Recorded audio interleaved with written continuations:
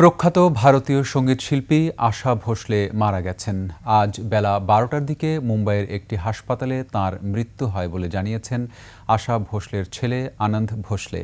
মৃত্যুকালে বয়স হয়েছিল ৯২। শনিবার সন্ধ্যাবেলা হঠাৎই ছড়িয়ে পড়ে তার অসুস্থতার খবর। প্রথমে শোনা গিয়েছিল তিনি হৃদরোগে আক্রান্ত হয়েছেন, তবে পরে তার নাতনি জামাই ভোসলে সোশ্যাল মিডিয়ায় জানান চরম ক্লান্তি এবং বুকে সংক্রমণের কারণেই তাকে হাসপাতালে ভর্তি করা হয়েছে। ভারতীয় সঙ্গীতের অন্যতম আইকনিক ও বহুমুখী প্লেব্যাক গায়িকা হিসেবে সুপরিচিত আশা ভোসলে ৮ দশকের বেশি দীর্ঘ ক্যারিয়ারে তিনি একাধিক ভারতীয় ভাষার পাশাপাশি বিভিন্ন বিদেশি ভাষাতেও হাজার হাজার গান রেকর্ড করেছেন।